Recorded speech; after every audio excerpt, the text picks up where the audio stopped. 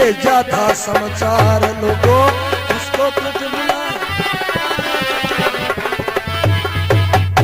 कश्यप ऋषि को बुलाया कि वो आएगा तो जहर उतार देगा, लेकिन तक्षक ने देख लिया सुन लिया कश्यप ऋषि आ गया तो इसका जहर उतार देगा, फिर तेरा डंक मारना ना मारना बराबर है, इसलिए चोर को नहीं चोर की माँ को ही मार देना चाहिए जो जलने से ही रह जाए।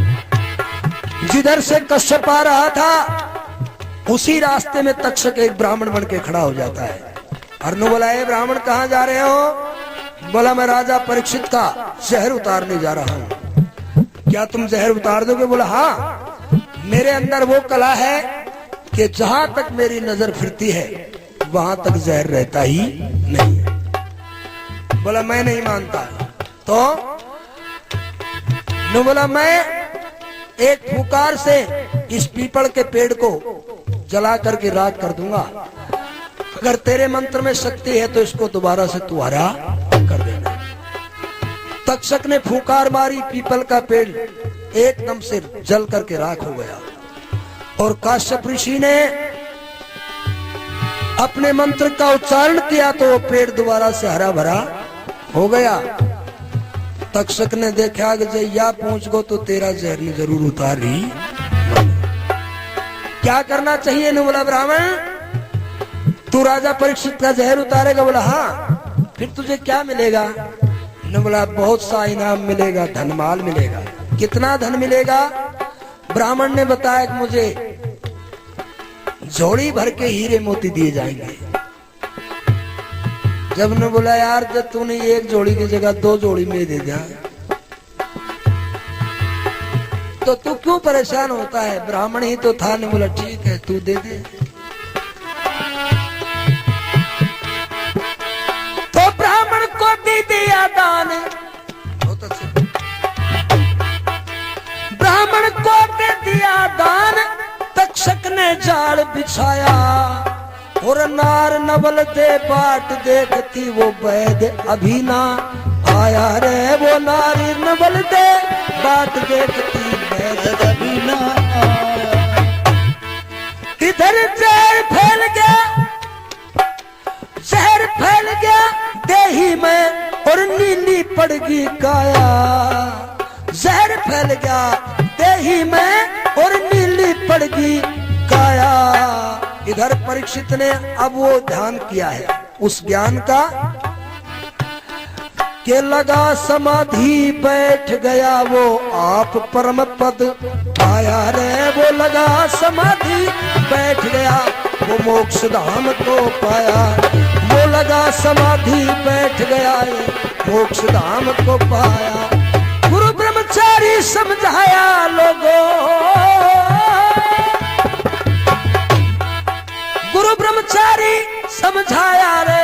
गुरु ब्रह्मचारी समझाया कथ के राधे श्याम सुनाया। तक्षक ही भक्षक बन गया, तक्षक ने बीड़ा दिया। इस तरह से तक्षक के डंक से परीक्षित की मृत्यु होती है, लेकिन परीक्षित ने भागवत ज्ञान के द्वारा पहले ही अपने मुक्ति के रास्ते को प्राप्त कर लिया था, मृत्यु को जीत लिया था। समाधि लगा करके परीक्षित और उस पार ब्रह्म परमात्मा में लवलीन हो जाता है। सज्जनों, उसी परीक्षित का आगे वंश चलता है। वो नवलदे जिसका एक जगह नाम वपुष्टमा भी लिखते हैं, इरावती भी लिखते हैं।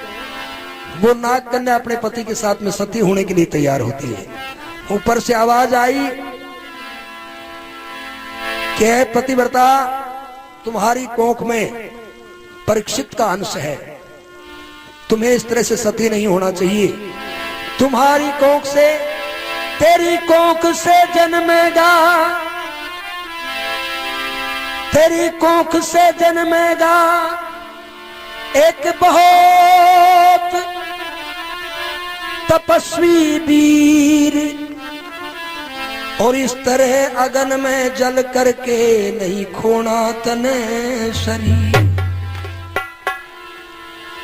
एक होगी संतान तेरे जिसे जाने जगत तमाम, और वो बदला लेगा अपने बाप का, जिसका होगा जन्मेजय नाम। तेरी कोख से एक पुत्र जन्मेगा जो अपने बाप की मृत्यु का बदला लेगा और उसका नाम जन्मेजय होगा। तो अब समय बीत गया, धीरे धीरे हुई हरि की माया, और 9 महीने के बाद गर्भ से एक सुंदर बेटा जाया। ब्राह्मण सब विद्वान आ गए, वेद का गान कराया, और सारे जग को जीतन आला जन्मेजय नाम बताया। अब जब धीरे धीरे जन्मेजय बड़ा हुआ, और जिस समय काश्यप ऋषि को तक्षक ने परीक्षा लेते हुए और पीपल के पेड़ को जला करके भस्म किया था, उस पेड़ में एक लकड़हारा भी था, और वो लकड़हारा तक्षक के फुंकार से जल करके भस्म हो गया था। और जैसे ही काश्यप ने दोबारा से मंत्र उच्चारण किया तो पेड़ के साथ साथ वो लकड़हारा भी जीवित हो गया था।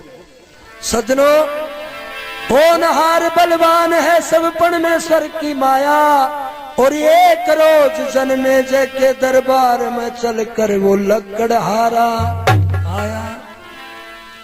और लकड़हारे ने जन्मेजय को पिछली सारी बात बता दी कि तेरे पिता की मृत्यु का असली जो कातिल है उसका नाम है तक्षक, तक्षक नाग। इसलिए अगर बदला लेना है तो तक्षक को खत्म कर दो। सजनों, यहाँ पिता की मृत्यु के बदले में जन्मेजय का गुस्सा इतना चढ़ गया कि जन्मेजय ने एक यज्ञ का आयोजन किया, और उस यज्ञ का नाम था सर्पसत्र यज्ञ। एक तक्षक को नहीं, मैं पूरे नागों को ही नष्ट कर दूंगा, धरती पर नाग नाम की जाति का नाम भी नहीं छोड़ूंगा। इस तरह का जन्मेजय ने यज्ञ रचाया। यज्ञ रचाया जन्मेजय ने,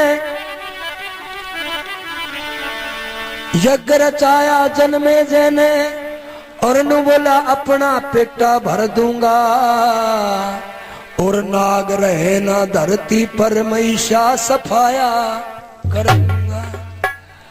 उस मंत्र में इतनी शक्ति थी, यज्ञ के मंत्र में सभी नाग खिंच खिंच करके यज्ञ के कुंड में गिर गिर करके भस्म हो रहे थे। सज्जनों, नागों की 18 कुड़ी 18 नस्लें जन्मेजय ने जला करके भस्म कर दी। उस समय सारे नाग कंपायमान हो जाते हैं, और तक्षक नाग भाग करके इंद्र की शरण में चला गया, ब्रह्मा की शरण में गया। हे महाराज, आपने हमारी रक्षा का वचन दिया था, जिस समय समुद्र मंथन किया था वासुकी नाग का नेता बना था, इसलिए महाराज हमारी रक्षा का आपने वचन दिया था, रक्षा करो। तक्षक छुप गया इंद्र के यहाँ, और जन्मेजय कह रहा था कि ऐसे मंत्र उच्चारण करो, ऐसे मंत्र उच्चारण करो कि सारा नागलोक आकर के इस हवन कुंड में भस्म हो जाए। नाग जल जल करके मर रहे थे। ब्राह्मण कह रहे थे महाराज अभी तक तुम्हारा जो असली दुश्मन है तक्षक वो तो आया ही नहीं। न बोला वो कहाँ है? बोला वो इंद्र के इंद्रासन के पीछे छुप रहा है। जन्मेजय कहने लगा ऐसे मंत्रों का उच्चारण करो कि तक्षक ही नहीं वो इंद्र भी साथ साथ खिंचाए, और चाहे इंद्र को भी भस्म कर दो, लेकिन ऐसे मंत्र बोलो जो इंद्रासन समेत तक्षक और इंद्र सारे ही आ जाए। जब मंत्रों का उच्चारण हुआ, इंद्र और इंद्रासन और वो तक्षक सारे खींचे आए। जैसे जैसे कुंड के नजदीक आए, इंद्र ने तक्षक का साथ छोड़ दिया। इंद्र ने बोला भाई तेरी करनी तू, मेरी करनी। इंद्र वापस लौट जाता है, और तक्षक जब जलने लगा उस समय वासुकी नाग भाग करके आस्तिक नाम के ऋषि के पास में जाता है, जो वासुकी नाग की पत्नी जरत्कारु का बेटा था, नागों का भांजा था। उसे जाकर के कहा कि आप जाकर के इस यज्ञ को बंद करवाइए। तो आस्तिक नाग ने आकर के और यहाँ जन्मेजय से प्रार्थना करी है। जन्मेजय को नीति की बात बताई है। क्या बताई है? ये आखिरी बात आपको सुना रहा हूँ।